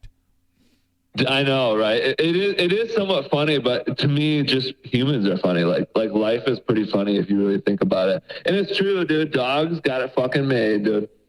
What do you call it? Megan says, did you title it, quote, think about fucking dogs? I don't even, oh fuck, I don't remember what I called it. It probably like was some snooty, like I'm trying to sound all smart title or whatever. But Stevie if I was allowed to be true Kyle, that's totally what I would title it, dude. Sorry, I messed that up. That was Sarah who said that. Did Steve, and Stevie wants to know if you still have the paper. Oh no. No, I got rid of. I get rid of everything. Actually, one of my the things that people hated about me most in college is that I never took notes. I just fucking I just sat there and listened. You know what I mean? Like I didn't write shit down. So I have the least amount of paper I can carry is the better. So yeah, I get rid of all that shit, dude. Kyle, you're awesome. I appreciate you so much. Have a great rest of your day there. DumpsterDivers.com, DumpsterDiversLLC.com, I should say. Do you think you'll hit $600,000 gross this year? No, 500 was our goal. I think we could probably hit $500,000, dude. It'll be our biggest year of all fucking time, dude. I'm happy. Thank you. Good for you. All right. You're the man. I appreciate you so much, and I will talk to you down the road. All right, love you guys. See you, man. Love you. There you go. Kyle from Dumpster Divers. So awesome. God, that's fun. That fucking frog. I love that frog. I would never do that, though. I would never lick the frog. Not that I'm concerned about anything gross happening, but to me, I would be then losing sobriety. I don't want to lose sobriety. I've had people reach out to me and say, hey, man, you want to try an edible? And I'm like, why? Why would I? Well, it's legal now. It's yeah, you idiot. Alcohol's legal, too. I don't go and drink it. No, I've been sober for 26 years, for God's sake. Why would I do that? I would not do that. But if you do, that's great. That is yes, whatever makes you happy. You do what you want to do. All right. Very good. Thank you to Kyle from Dumpster Divers. Your old pal Eric's got to go tinkle. That's right. Got to hit the potty. So stand by. I will be back. Yeah. Welcome in to Arkansas. Cerebral? Oh. Welcome to you. First time chat. COVID is fake. Shut the fuck up. Okay.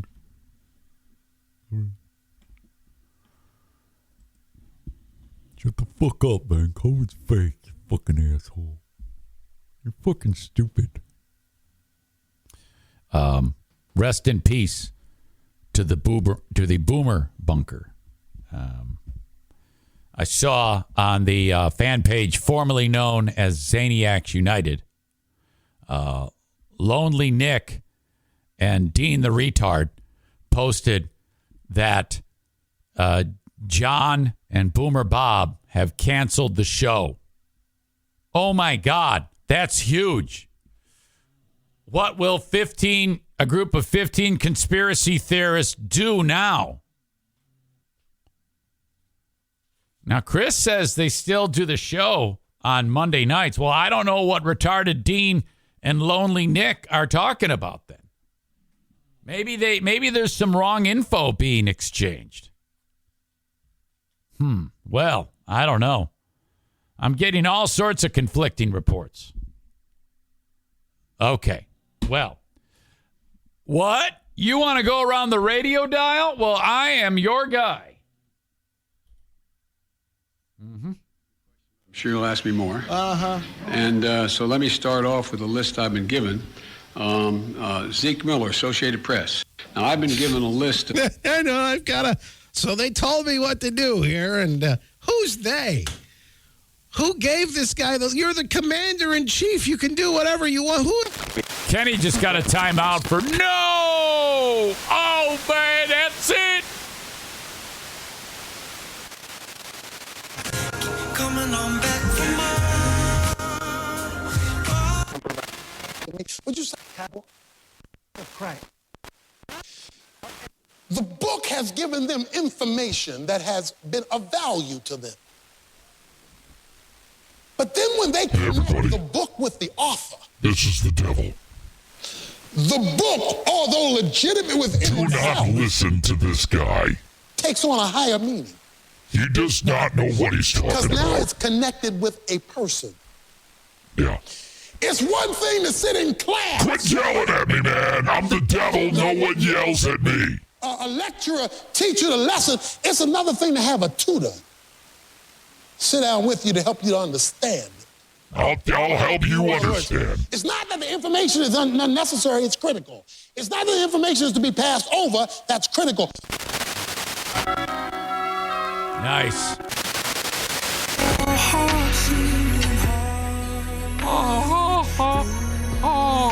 Roxanne, I appreciate that so much. And Conroe, when I was living in Spring...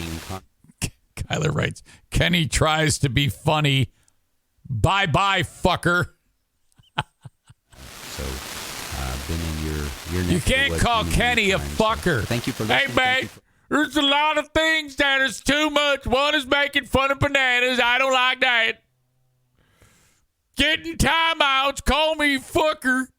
And, of course, making fun of anyone who has ever gotten a divorce. These are all things that I've experienced, so you shall not make fun of them.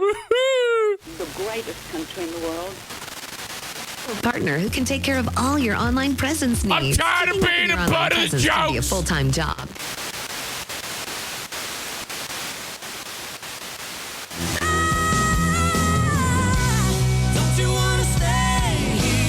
B93. Did you guys see? I forgot who did it. It might have been Carrie Underwood.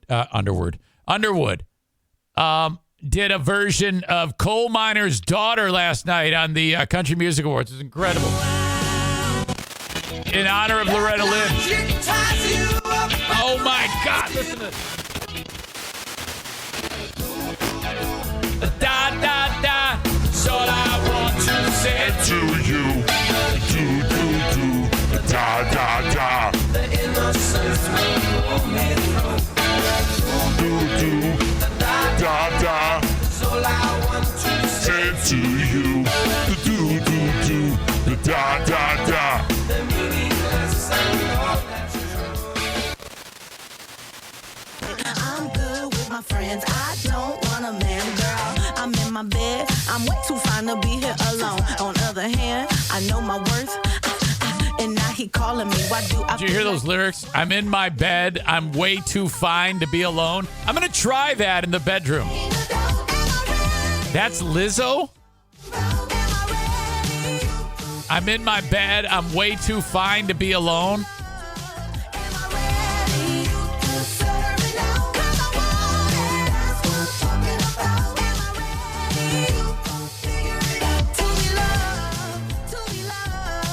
Many thanks to you. Oh, Genesis. Holy shit. Let me know.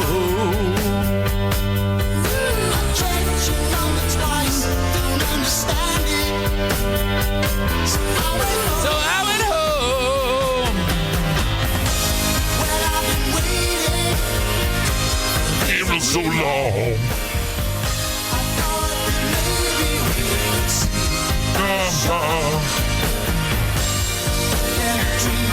Okay, I don't know the words of this. I think I know the hook. Nervelize, thank you. I appreciate that. Coming back around right now. Here it comes. Yeah. Might be some misunderstanding, motherfucker. Must be some kind of mistake. You fucking whore. Waiting in the rain for hours. You fucking wait. Since then I've been running.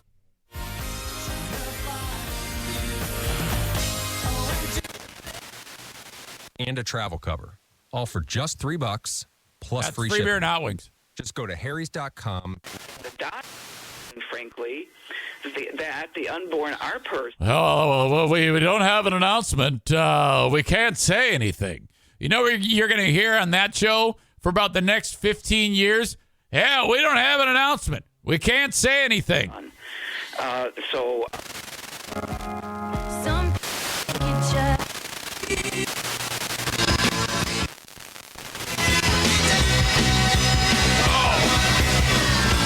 Feeling stronger every day. Feeling stronger every day. Feeling stronger every day. And denied the Lord.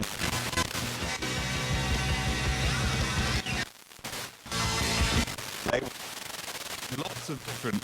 We have in-studio guests this morning. Bree, come up to a mic here. Come on up here. So we do in-studio backstage passes. It's not a very well-attended, traditionally a very well-attended parade. This is Puddin' in the morning. Event in Grand Rapids. In fact.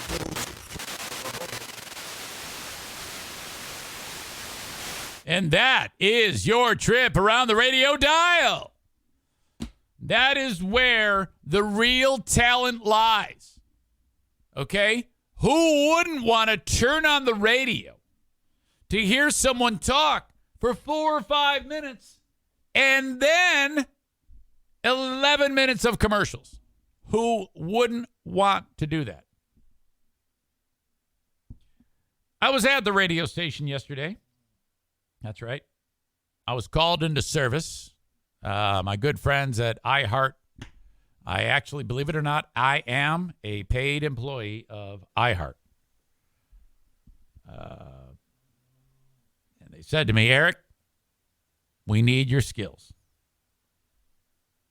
I said, I know. What would you like me to do? Well, the hard-hitting MAC football game between the Buffalo Bulls college team and the Central Michigan University Fighting Chippewas is taking place. And it's being broadcast on the radio. Will you be there to get it on the air? And then when the announcer says, well, in front of the 18 fans here at Kelly Short Stadium, we're going to take a break on the Chippewa Radio Network. I then take a controller and put it down and put another one up. And then it's a commercial for a place to go gamble your life away. And then when the commercial about gambling your life away finishes, I then take the control and put it back up. Welcome back to the 14 fans at Kelly Short Stadium as the Central Michigan University Chippewas are taking on the Fighting Buffalo Bulls.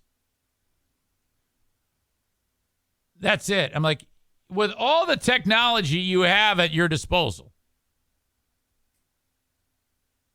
and all the people that you've fired over the years to make way for more technology, how come you don't have technology set up where the two systems talk to each other so that your old pal Eric Zane doesn't have to show up there and do this? Now, I always say no, but the guy who asked me is really sweet. And he says to me, I need your help.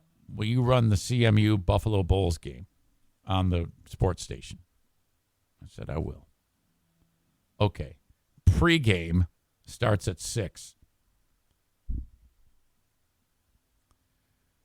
So I get there at 5:40. And now for the $12 an hour I earn, okay, time for some Eric Zane Show math.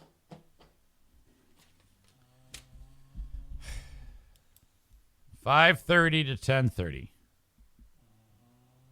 That's $60. Your old pal Eric would earn. Gallon of gas there, gallon of gas back. That's $8.50 minus. Go to Jimmy John's and eat beforehand. Costs $13.50.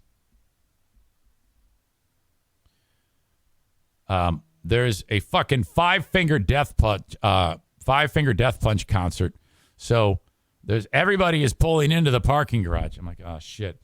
Now, as I remember it, when you pull into the parking garage, I have to pay for parking too. But there's a system.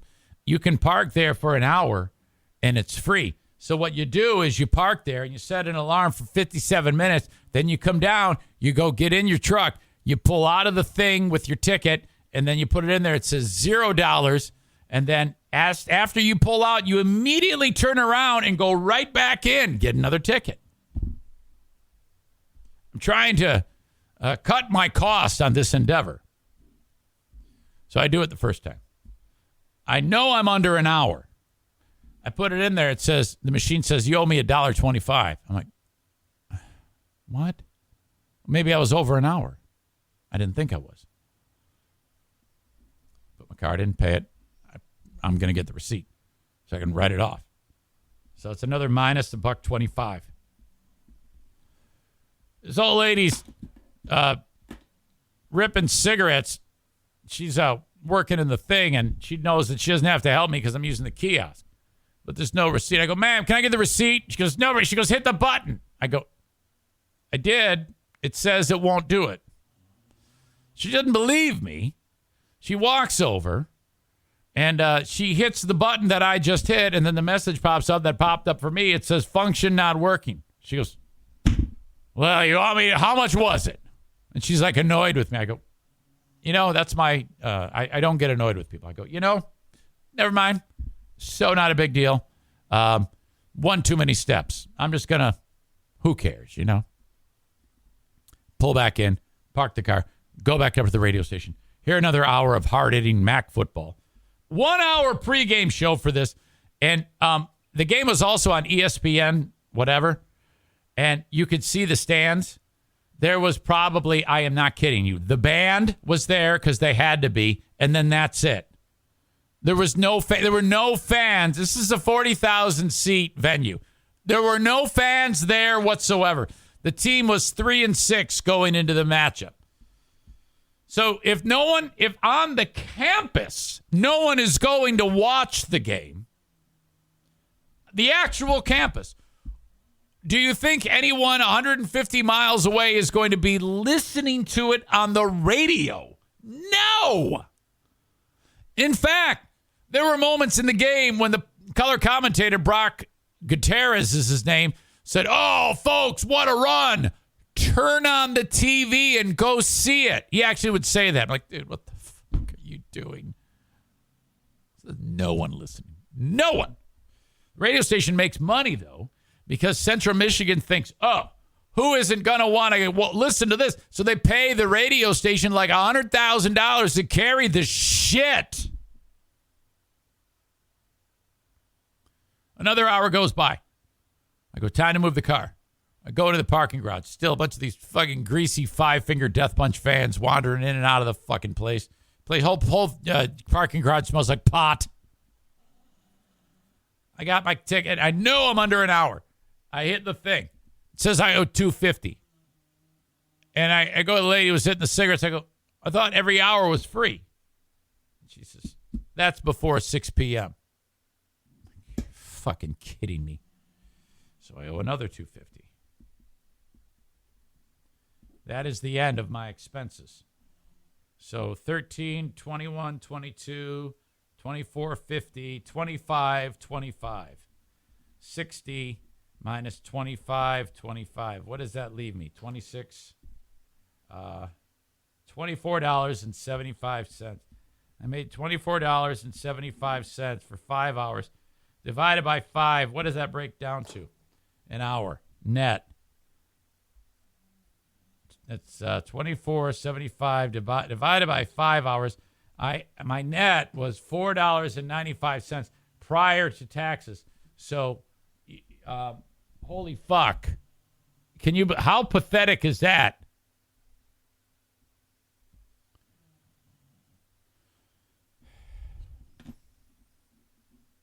While the game was going on, the quarterback for the Chippewas, I'd never heard of the dude prior to this.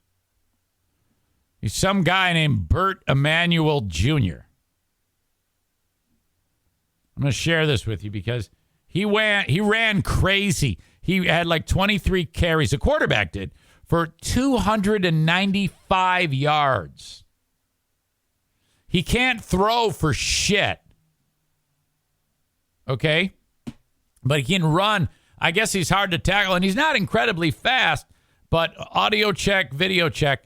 Look at this. You think I was kidding about the people in the stands. Look at this. This is the quarterback. He's backed up to his own end zone, this Burt Emanuel Jr. Look at the fans. There's 3 here, 2 here. This guy, 3, 4, 5, 6, 7, 8, 9, 10, 13, 14 in this section. 6 in this section. 1 in this section. 1 in this section. 3 in this section. And these people. That's it. That's all the people that are there. Oh, my God. How embarrassing. Watch this run, though. They cut away at the wrong second because he's going down and his back lands on one of the opposing players for Buffalo, and he doesn't go down and he keeps running. Watch this. Snap and a fake handoff. Emmanuel running through to the 10. Now cuts back to the 15. Falls first, stays on his feet to the 20. He's free near side 30. Down the sideline 40. 50. 40. The other side 30. Outrace to the 20. 10. Stays on his feet to the 5. He's into the near corner of the end. Did you see number 4 try to push him out of bounds? That was so weak. Watch number 4. Number 4 can easily get this dude out of bounds. And look at what he does. It's this pussy move. 10 stays on his feet. That's into the near the worst. corner of the end zone. Touchdown, Central Michigan. That shows you how Bush League those announcers are. When the Homer color commentators clapping, you can hear them clapping, going, oh, shut up. Fucking be professional. And the other guy, Ryan says he sounds 14. Yeah, he is. He is. They had a longtime veteran guy pass away, Don Shido, in 2019. And then this guy, his name's Adam Jackson. He's actually really a nice guy, but you're right. He sounds like a kid. He'll sound older as he's got what he's got to do. This is what you do when you want to sound older. Start smoking. So that's an old radio trick. Before every game, smoke a couple of packs of smokes. And then, make that a regular habit. Continue to smoke cigarettes, and you will start to have a little bit more, in your voice that makes you sound like a fucking man, not a boy. Sam the Jew writes, pussy move. I want to see you chase a guy 65 yards down the field and then try to tackle him. Idiot. I was talking about pushing him out of bounds. All he had to do was run into him and push him out of bounds. He should have gone low and got him out of bounds. That was a horrible attempt. Shut up. In fact, it's time to have you. Oh, I believe you're hungry for not only the Sabbath, but 10 minutes of timeout, fuckface. Shut up. All right. Chris says that's his job. He sucked at preventing that TD. Absolutely. That was awful. It was a terrible attempt. Central was down big in the game at the half, and then they came back strong and won it. And then the game's winding down, and I'm like, all right, if I get home right this second, I'll be in bed by 11:15. And then they go, all right, it's time for the post-game show. It's like the post-game show is like 3 hours of coverage. And I'm like, oh, my God, what the fuck? It took forever. How could this possibly be? How can they do a post-game show on the fucking radio for a game that at the facility no one even went? Why wouldn't you just say, ladies and gentlemen, Chippewas win. I was going to do a post-game show, but there's no point. Come on. Folks, I want you to reach out to me with an advertising inquiry. Get in front of 40,000 audience members a week is what I average on the Eric Zane Show podcast. And I want your message for your goods or services to be heard by them. Reach out on email, eric@ericzaneshow.com, and I'll tell you all about it. If you have any suggestions for the asshole of the day, please include them now on the chat. Yesterday, it was the Jamestown Township Bigots. Again, 2 days in a row. Full House Comedy has comedy going on this weekend. Kevin Nealon is visiting. Go see him. For tickets for that show and any of the other ones, go to fullhousecomedy.com. If you're in the market for a mortgage, the Mario Flores Lakeshore team of Van Dyke Mortgage, 231-332-6505. NMLS number 3035. The cost of homes plummeting as we speak. So get started on the mortgage to be able to get into that house that you want to get into, whether it's a first-time home purchase or you've been through this many, many times. 231-332-6505. Reach out to Mario. Tell him that I sent you. Perhaps you just want to get a little money out of your cash to pay off some high-interest credit cards. You can do that, too. 231-332-6505.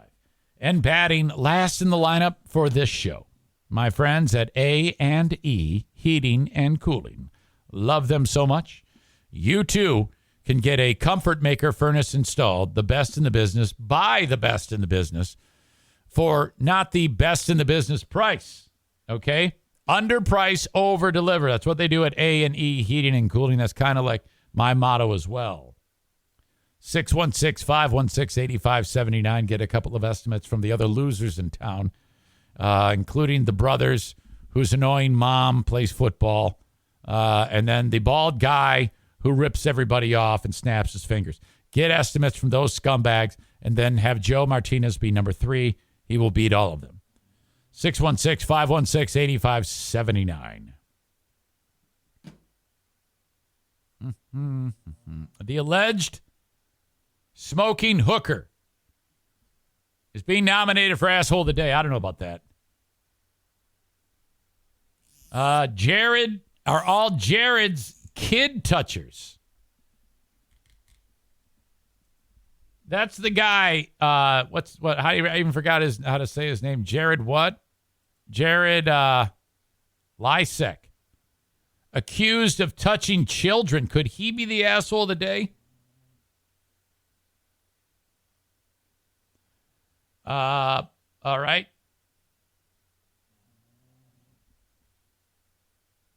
How about the guy who sold me discounted gas station sushi this morning? I don't know. Stevie says, if he's guilty, I will be so pissed.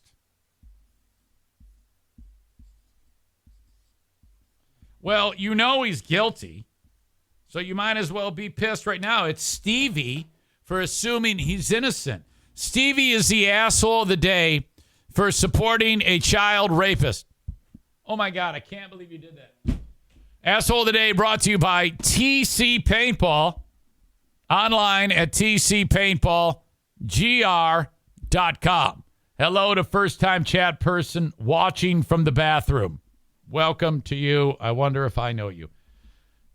Ladies and gentlemen, that is my time on the podcast. I'll talk to you on the Patreon bonus podcast. Thank you so much. Till next time. Bye-bye.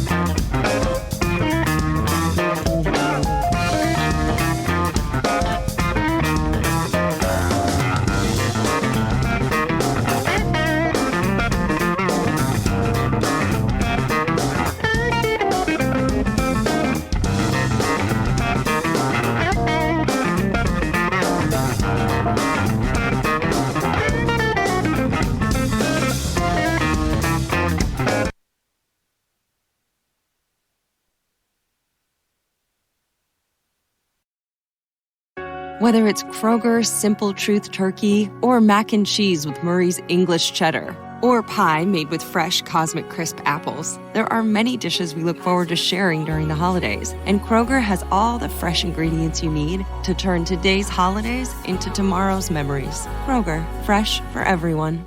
And right now, you can save when you shop your faves. Just buy 6 or more participating sale items and save 50 cents each with your card. Kroger, fresh for everyone.